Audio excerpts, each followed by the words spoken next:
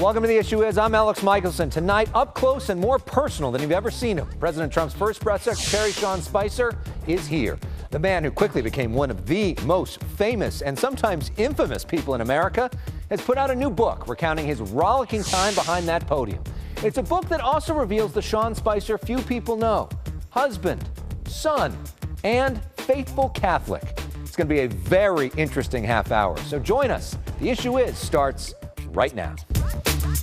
And welcome to a special edition of The Issue Is. Sean Spicer is the first key player in the Trump administration to write a book, taking us inside that book right here. It's called The Briefing: Politics, the Press, and the President. Sean Spicer, welcome. Thank you. Congratulations on the book. Thanks for having me. So let's start with this. Are you happy that you worked for President Trump? Yes. Why? I believe in public service. And so when the president won and asked me if I would play a role, I thought that that would be a great way of continuing my service. Is President Trump an honest person? He is. I mean, I think clearly he talks about the way that he uses hyperbole and exaggeration. He's a salesman, right? This is how he talks. But he means what he says. He fights for what he believes in, when he tells you he's going to follow up on something, he does. But doesn't he also seemingly make things up out of thin air? Like I said, we had 3 to 4 million votes illegally. We talked about the idea that President Obama wiretapped Trump Tower. I mean, those are not facts. Like I said, I think that he has admitted that he uses hyperbole a lot and exaggeration to make a point. But isn't there a difference between hyperbole, which is exaggerating, and making things up? Sure there is. And don't you think that the president sometimes skated that line? Well, like I said, I think he has made a life out of creating things that are the biggest and the greatest and talking about things. He is as president as he was as a candidate. So as press secretary, you're put in an interesting position because, one, you work for President Trump. He's your boss. Right. But at the same time, the American people are your boss, too. Correct. Taxpayers pay your salary. They do. What happens when he says something where there's not evidence and you have to go out there and defend it? How do you balance those two things? You know, it's an interesting thing because when the question is what does the president believe or what are his views on this, it's not a question of what you believe. If someone's asking you for someone's views or beliefs and you ask them and they say them to you, then your job is to say this is what they believe. Were you ever ashamed of some of what he said or the position he put you in? You know, there are days that I spent 2.5 decades doing this. There are days when there might be an issue or a way that we're going to deal with an issue that is not how I would personally do it. There's no job that I think someone has where they wholly believe in everything that the company or the person they work for. I have not yet found the perfect candidate and the perfect official. I've worked for a lot of them. And you talked a lot about his appeal, and despite some of the critics of some of that, he's been enormously successful in winning the presidency with a huge base of support. Right. You called him a unicorn. Here's the quote. A unicorn riding a unicorn over a rainbow, his ability to pivot from seemingly career-ending moment to a furious assault on his opponent is a talent few politicians can muster. But some of those attacks, have those been good for American democracy? Well, you know, that's I think, a separate question. But I think that, again, Trump's style was to come in, fight back, punch harder. And the point that I was trying to make there, very illustratively, is to say that he is unique. He wasn't going to play by the political norms and standards that had come before. His view was, I'm not going to sit back. I'm going to take these guys on. And if you look at it, right or wrong, it's been successful as a tactic for him. I don't necessarily approve of every tactic that's used, but I recognize that to some degree it's just part of the system that we're involved in. The tweets. You write about the fact that sometimes the president gets in his own way in terms of the tweets. Because he has a story to tell. Right. You know, 4.1% GDP growth, a lot of unemployment numbers. Why can't the president or his team control himself? Well, I think, look, again, right or wrong, there's no question that he wouldn't be president today without Twitter. I think that it has been an effective tool for him to get his message out in an unfiltered way. And I think that one of the things you have to understand is that for people like me that got involved in the Trump campaign, we would say, Mr. President, we think, or candidate Trump at the time, we think that here's the best tactic. What he learned over time is that 9 times out of 10, his instinct actually worked. And so there's a point at which you have to recognize that you can come in and tell him, no, I don't think this, or here's how I should do it. But in almost every case, he did it his way, and it paid off.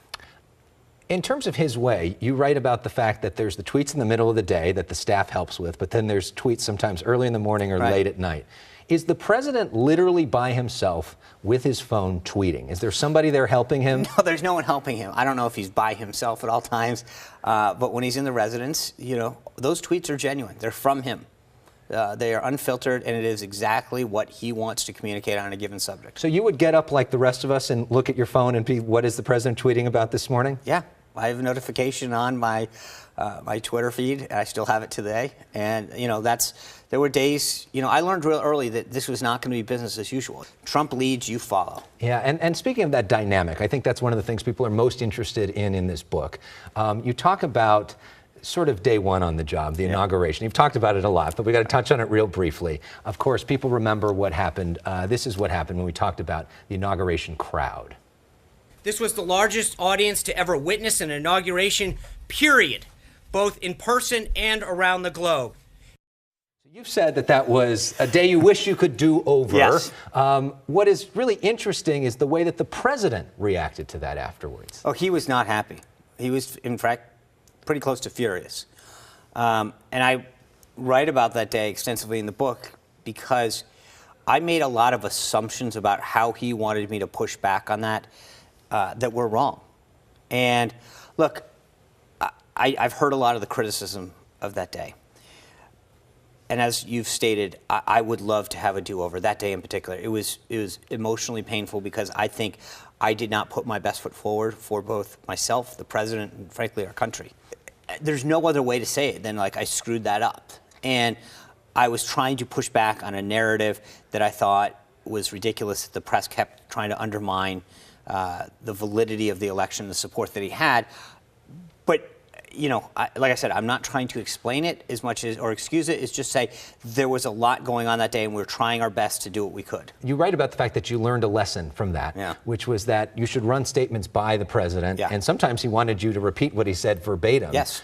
What was the dynamic like between the president and you going forward? Would you say that you would talk to him in the Oval Office several times a day? It depends on, if we knew that there were big issues coming up, or announcements, or we were going to be reacting to a series of stories, I definitely would go in, Mr. President, this is an issue, because again, this gets back to the idea that if I was going to say something that he believed, or that ascribe a feeling that he had about an issue, he wanted it to be clear that don't talk about my feelings and my beliefs without asking me what I want to say on that subject. So there's been reviews of the book. Some of them have been good and some of them have been harsh. Yes. I just want to give you an opportunity to respond to some of the harsh reviews.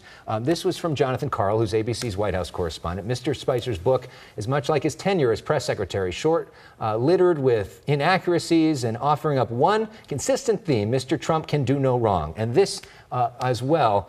This was from Richard Cohen. The briefing is a dismal book, dismally written, and made all the more dismal by Spicer's cluelessness. He is the voice of Trump's own swamp. He lied for a liar. That's in the Washington Post. Your response to that? Well, look, I think, one, I talk about reporters that I think do a good job in the book, and the level of professionalism that they exhibit. Whether or not I agree with their story, I think they're tough, fair, and tenacious.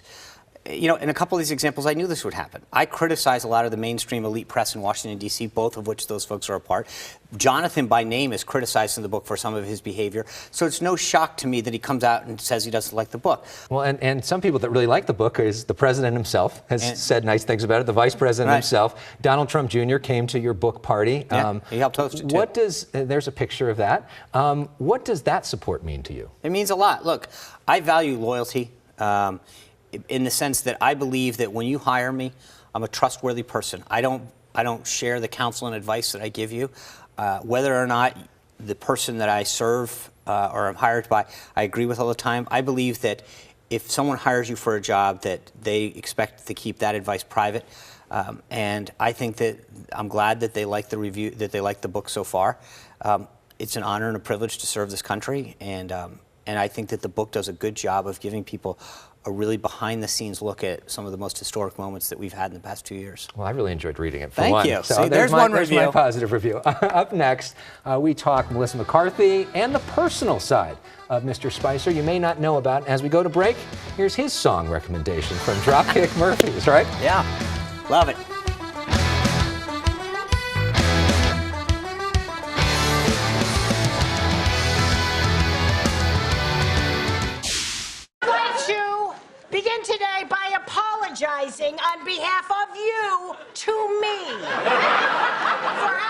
treated me these last 2 weeks. And that apology is not accepted. There he is right there, Sean Spicer, the author of The Briefing. Of course, that Melissa McCarthy impression really changed your life on SNL. When you saw that, were you like, oh no, President Trump is not going to like this? I thought so. My view was, if you're the spokesperson and you're becoming the issue, that's not a good thing. My wife and I woke up, we were headed to church with the kids, and she said, "Did you see Saturday Night Live?" I was like, "No, we got to go. Let's go." The whole time I'm in church, my phone's buzzing. We got home, and the first thing, I'm buzzing through the DVR to find the skit, and I'm just staring at that thing going, oh, my goodness. I thought it was funny. It was a little well-deserved, and I think if you step in it, you're in the kind of business where if you can't poke a little fun at yourself, you're in the wrong game. Yeah, President Trump hasn't always said that about Alec Baldwin on that show. In the book, you are now the story, because it's literally your story. Correct. And let's talk a little bit about you. You talk a lot about your wife in the book. What was this whole experience like for your family? You're also the father of 2 young kids. Yeah, I don't think I would have been able to do the job without my wife being as supportive and caring as she was. Yeah, and you also write about your parents very lovingly. I think we've got some photos of them we want to show as well. And that's you in your Navy uniform. You're a Navy reservist, which some people may not know. And your dad passed away soon after the election, before the inauguration. Yeah. There you guys are sailing, one of the great loves of both of your lives. And you wrote something about your dad, which I think really stood out. We want to put this up on the screen. You wrote, "There were times when I wished my dad had lived long enough to see me at the White House. And there were times, I must admit, when I was glad he did not." What did you mean by that? My dad was my greatest supporter, champion, mentor, friend. And whenever I did anything or wanted to do anything, he was the first one in line to say, "Hey, I'm with you. What can I do to help?" And I know how proud he would have been to know I got that job. But I also know that there were days when I stepped in it that I know that he would have been saying, "Hey, what were you thinking? That's not who you are." And for me, the greatest disappointment that I could ever have in life was letting down my parents. And so knowing how much they sacrificed on so many levels for both my brother and sister and I, and to let them down in some personal way would have been just the most difficult thing. I think the most emotional part of the book was when you wrote about your Catholicism and your moment with the Pope. There was some reporting that you were, quote unquote, left out of this meeting with the Pope, which you say is not really true. But you ended up having a second meeting with the Pope, which was your first meeting with the Pope, with your wife and your kids and your mother, and you were able to talk to him about your father. Yeah. Talk about that moment. Yeah, and I was asked to come over and be part of a group that met with the Holy Father afterwards. And I got to ask the Pope if he would pray for my father, to introduce him to my mother, and he kindly said yes. And to me, that moment meant the lesson from that was that the initial view was that I should have met with him right off the bat, which I thought was frankly selfish. The idea that I got to do anything, it was not how we should live our lives. It would have been an honor if the president wanted me to, but it was a small meeting. But from waiting and being patient, I got to share that moment with my family, which was so much greater than just being able to experience it for myself. So I believe God has a plan for all of us, and sometimes we just have to be patient and trust in it. Well, some of that plan right now is for you to do something called Personal Issues on our show. Which is I'm not really sure that God came up with this part. Yeah, he's a big fan of this. Huge believer in the issue is. Watches every week, sometimes sets the DVR. Okay. This is where we put 30 seconds on the clock, and we ask you a series of questions to get to know you a little bit better. So you ready to have some fun? Okay. What's your favorite food? Steak. Favorite type of music? All. Favorite movie? Swimming with Sharks. Favorite book? Perfectly Yourself. Favorite superhero? Superman. Favorite vacation spot? Anywhere that's warm with water. Excellent. Sounds like California. First concert? U2. Favorite nickname? Anything that doesn't have profanity in it. Okay. Well, nicely done with that, by the way. Up next, speaking of names, we're going to try something called Say My Name. we're going to play a little word association with some members of the Trump administration, including Anthony Scaramucci. And later, how do we bring this country back together again? We're going to talk about that. More with Sean Spicer when we come back.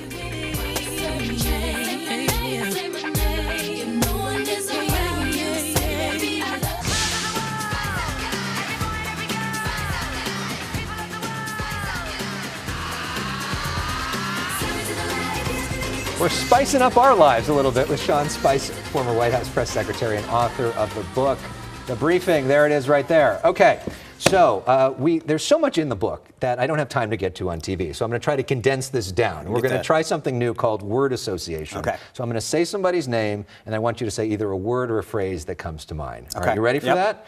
Okay, let's start with President Trump. Tough. Vice President Pence. Principled. Jared and Ivanka. So now I get to, it's a combination. Yeah. Committed. Don Jr. Strong. Hillary Clinton.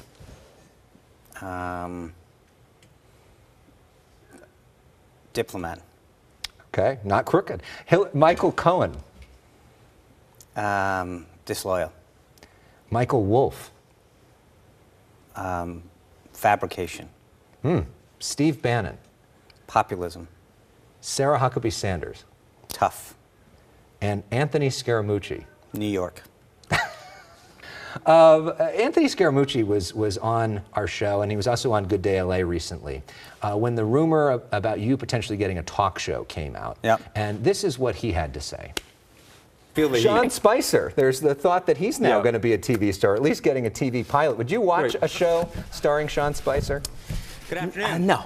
Would you watch a show starring Sean Spicer?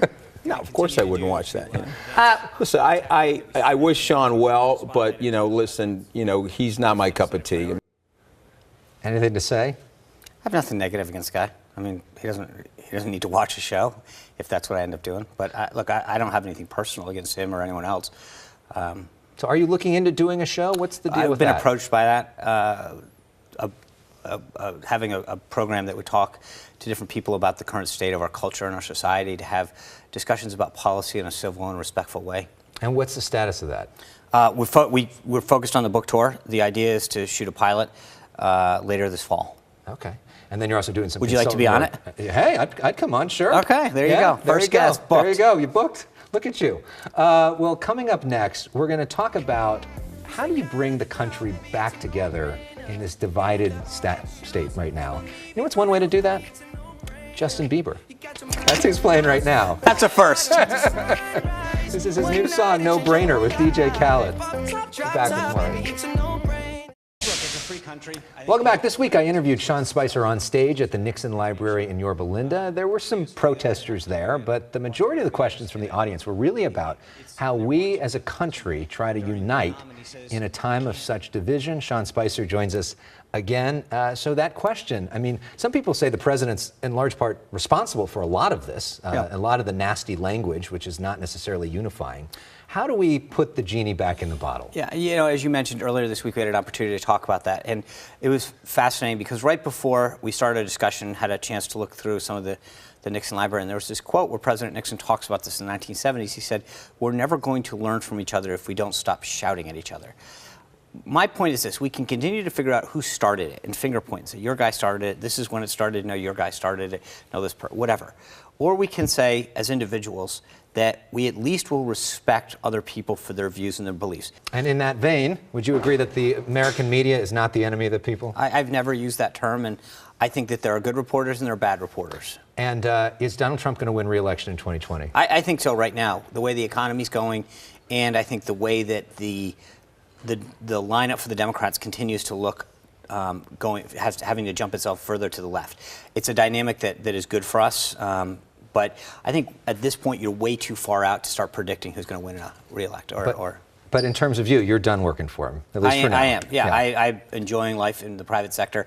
For the first time in most of my adult life, I'm not making a military campaign or government salary. Yeah. Well, let's hope you can help us come together, as you mentioned. And in that spirit, we've got a little music. There you go. From the Beatles. Thanks so much for joining us on The Issue Is. I'll see you Monday through Friday for Good Day LA at 7 a.m. and right back here for more of The Issue Is next Friday night. Have a great weekend.